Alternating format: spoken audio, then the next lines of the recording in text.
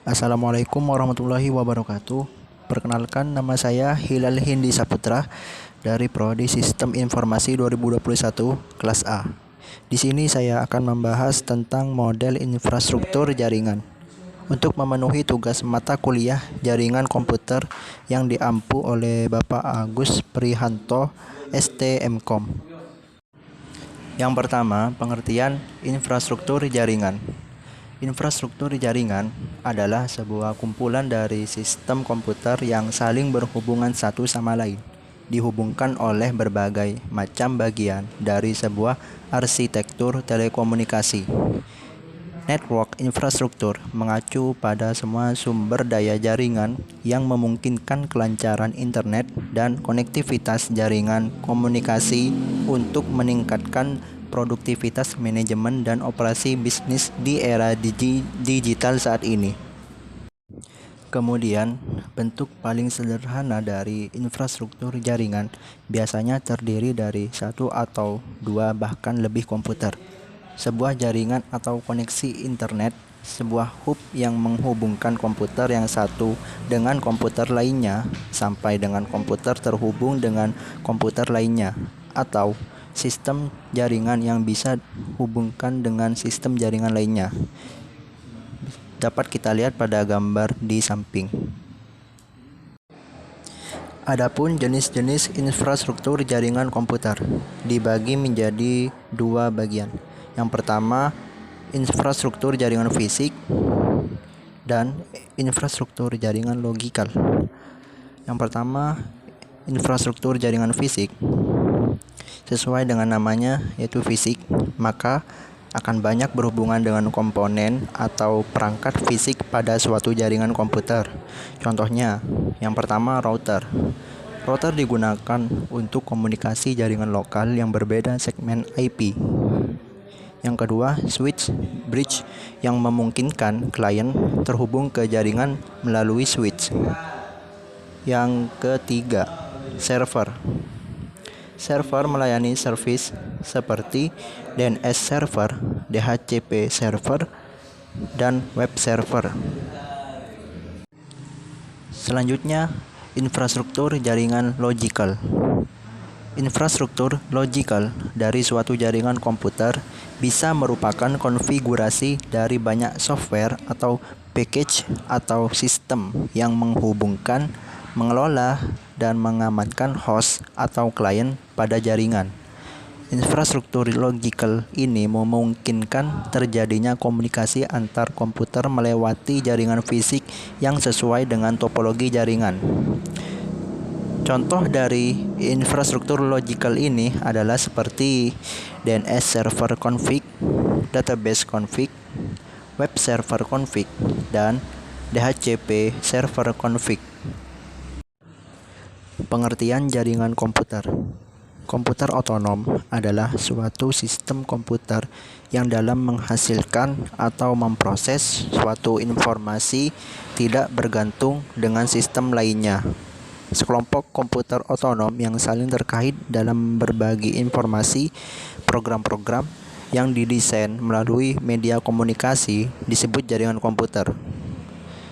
Kemudian jaringan komputer itu sendiri adalah sebuah kumpulan komputer dan peralatan lainnya yang terhubung dalam satu kesatuan. Pengertian sistem terdistribusi. Sistem terdistribusi adalah sekumpulan komputer otonom yang terhubung ke suatu jaringan di mana bagi pengguna sistem terlihat sebagai satu komputer. Nah, maksud komputer otonomi adalah walaupun komputer tersebut tidak terhubung ke jaringan, komputer tersebut datanya tetap berjalan. Nah, dengan menjalankan sistem terdistribusi, komputer dapat melakukan koordinasi aktivitas, kemudian berbagi sumber daya seperti hardware, software, dan data.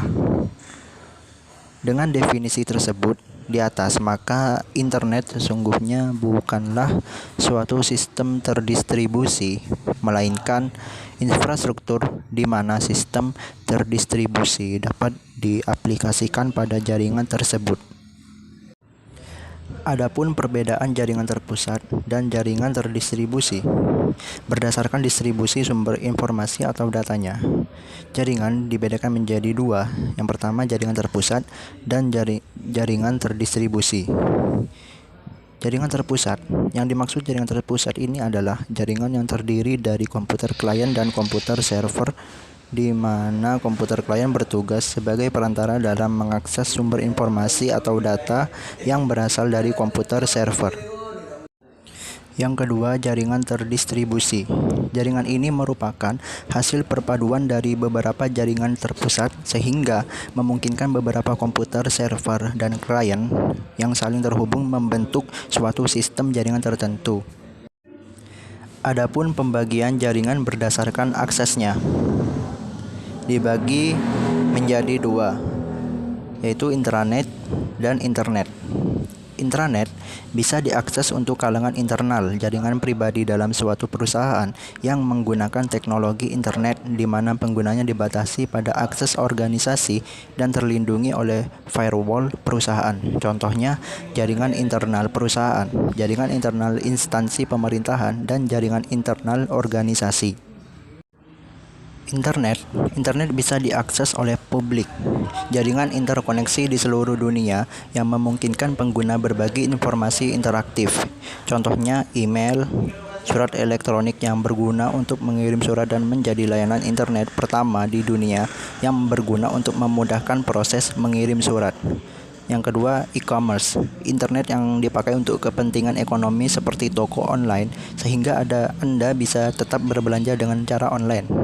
Ketiga, e-banking. Berguna untuk membantu proses transfer uang secara cepat dan aman dan kapan saja.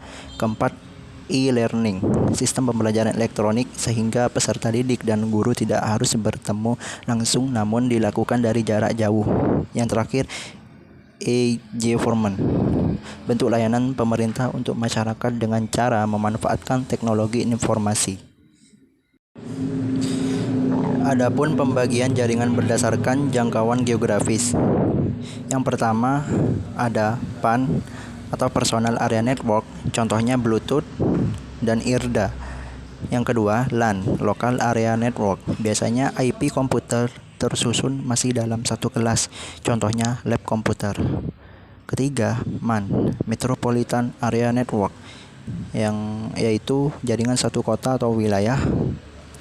Yang keempat, WAN atau Wide Area Network, yang mana jaringan ini telah mendunia atau disebut internet.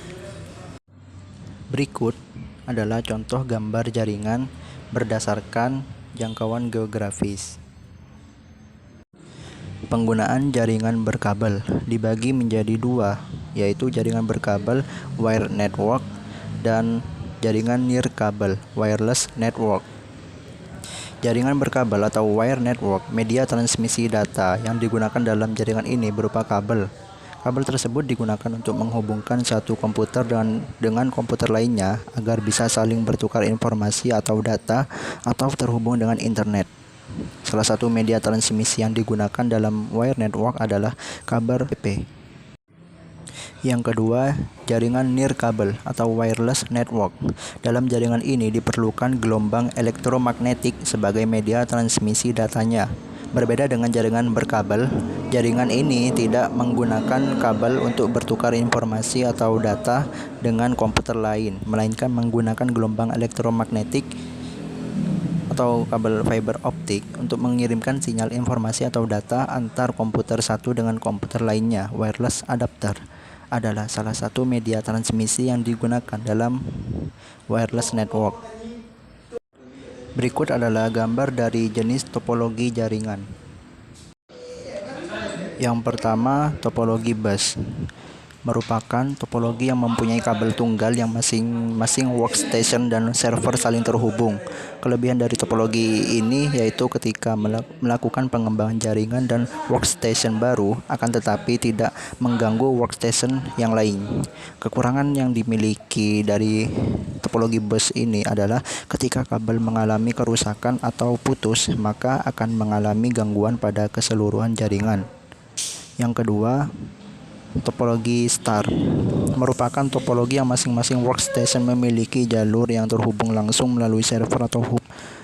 Kelebihan dari topologi ini adalah jika salah satu workstation mengalami gangguan, maka tidak semua jaringan akan mengalami hal yang sama, dikarenakan setiap workstation memiliki jalur atau kabel sendiri. Kelemahan dari topologi ini adalah membutuhkan biaya yang besar karena membutuhkan sumber daya kabel yang banyak. Yang ketiga, topologi mesh sering dipakai ketika terdapat suatu kondisi di mana tidak adanya hubungan komunikasi yang terputus secara absolut antar node dalam sebuah jaringan komputer. Antar perangkat akan terhubung secara langsung selama masih dalam jaringan yang sama. Kelebihan dari topologi ini adalah komunikasi antar komputer yang lebih cepat serta keamanan yang lebih terjamin. Namun kekurangan dari topologi ini adalah memerlukan biaya yang lebih besar dalam penyediaan kabel. Demikian materi yang dapat saya sampaikan. Kurang lebihnya saya mohon maaf. Wassalamualaikum warahmatullahi wabarakatuh.